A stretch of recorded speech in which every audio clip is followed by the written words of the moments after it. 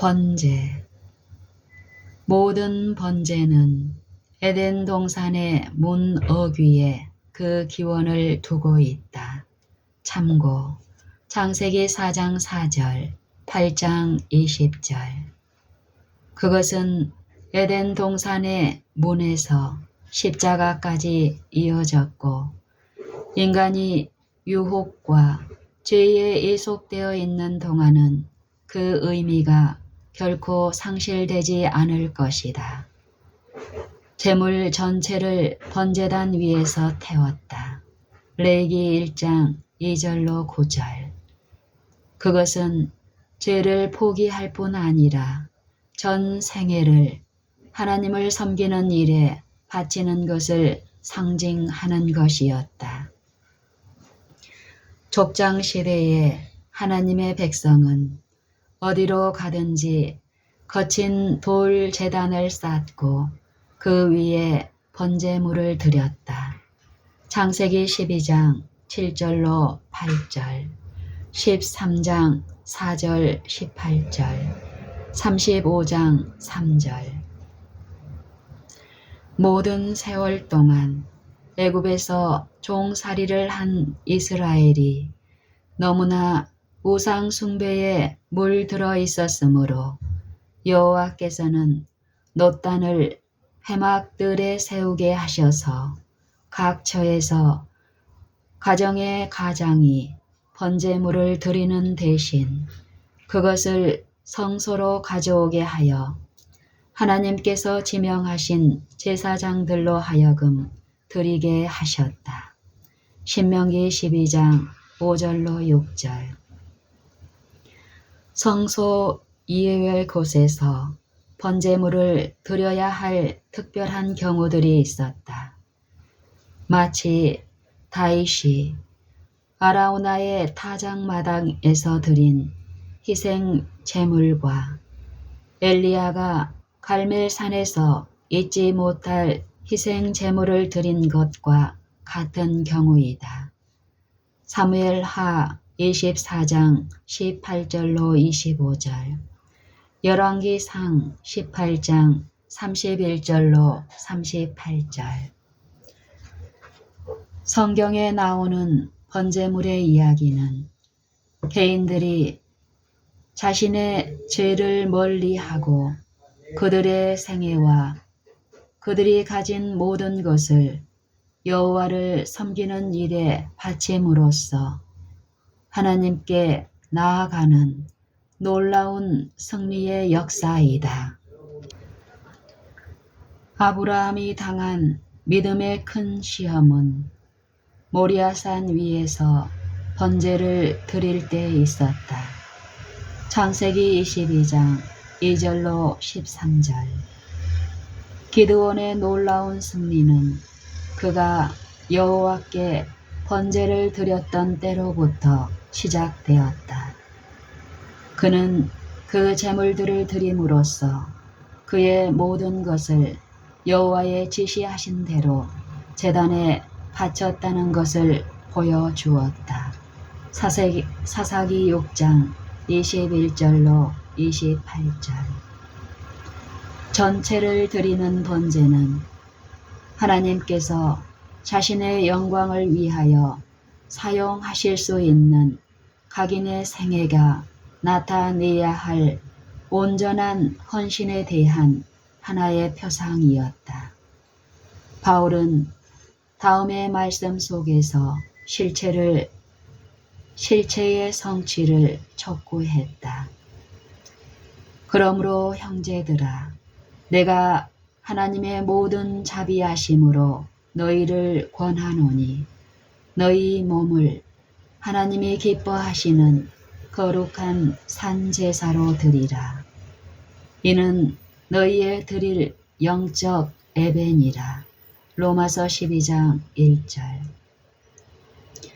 아무리 비싼 동물을 제물로 드린다 할지라도 그것을 드리는 사람의 생애와 마음의 굴복이 수반되지 않는 한 그 제사는 여호와께 가증한 것이 될 뿐이었다.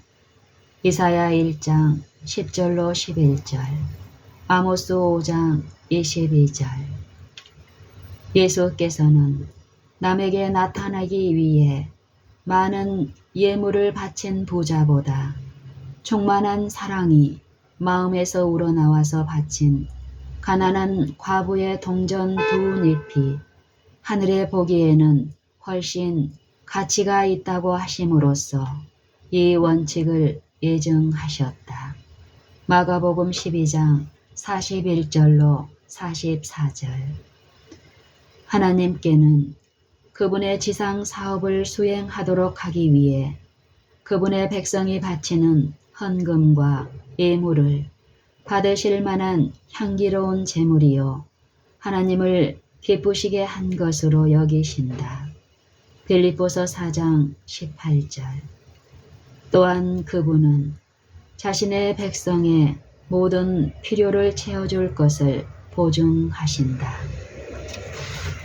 순종이 제사보다 낫고 듣는 것이 수양의 기름보다 나으니.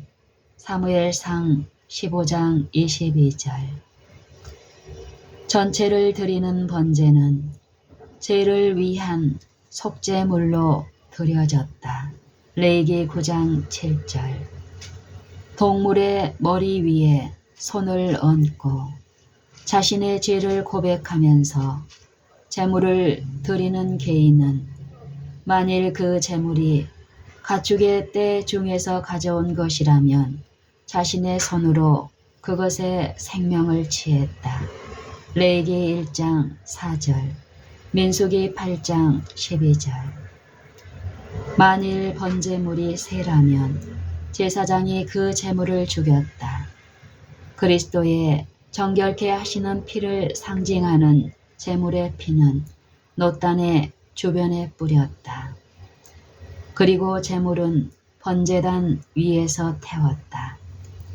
매일 아침 저녁으로 한 마리의 양이 번제로서 성소에 드려졌다. 출애굽기 29장 38절로 42절. 매 안식일에는 4마리의 양이 아침과 저녁에 2마리씩 드려졌다. 민수기 28장 9절로 10절.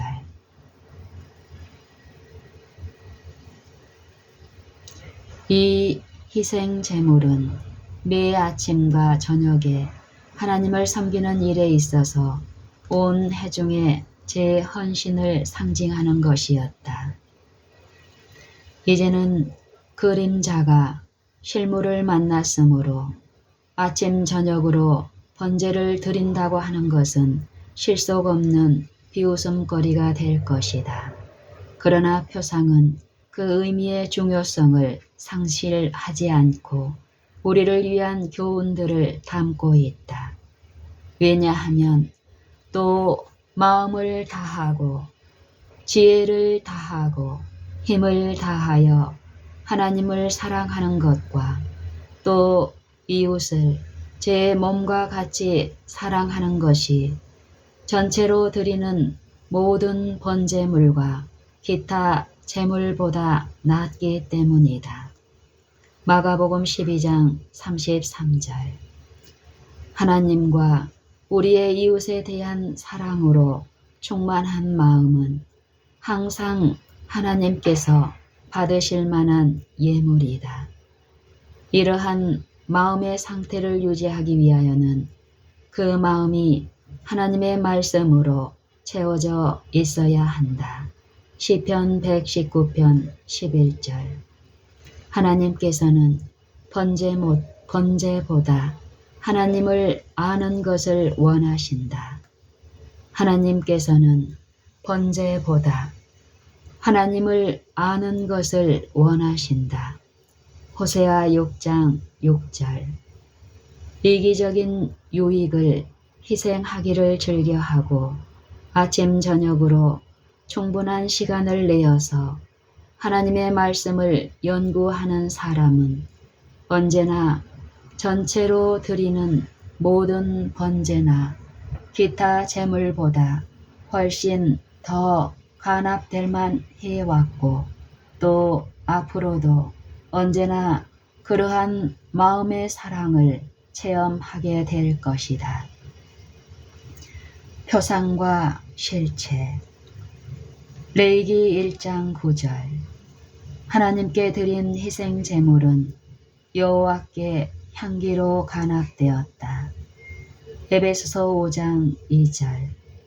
그리스도께서는 우리를 위하여 자신을 버리사 향기로운 제물과 생축으로 하나님께 드리셨다.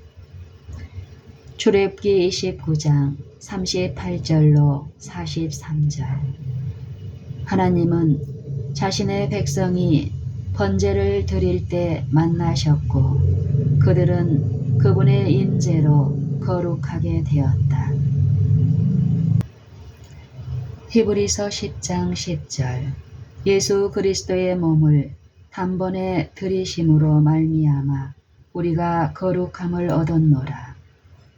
레위기 1장 2절로 9절, 13절, 17절. 제물 전체는 제단 위에 놓고 태웠다. 이는 화제라 여호와께 향기로운 냄새니라. 로마서 12장 1절. 그러므로 형제들아 내가 하나님의 모든 자비하심으로 너희를 권하노니 너희 몸을 하나님이 기뻐하시는 거룩한 산 제사로 드리라.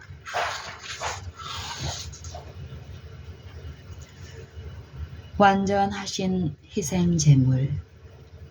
주여, 우리는 악하고 죄로 가득합니다.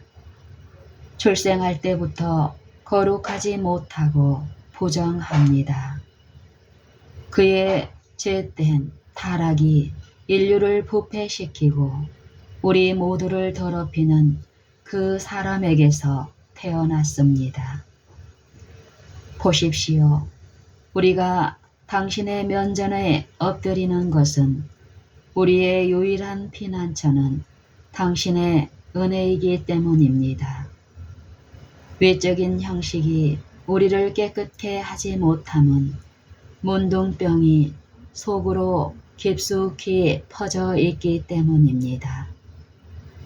피 흘리는 새도, 피 흘리는 짐승도, 우슬초의 가지도, 이 땅의 제사장도, 흐르는 시냇물도, 홍수도, 바다도 이 참담한 더러움을 씻어 낼 수 없습니다. 예수여, 당신의 피, 오직 당신의 피만이 구속하기에 넉넉한 힘이 있습니다. 당신의 피만이 우리를 눈같이 희게 씻을 수 있고 다른 어떤 조수도 우리를 그렇게 씻어줄 수 없습니다. 아이작 와츠.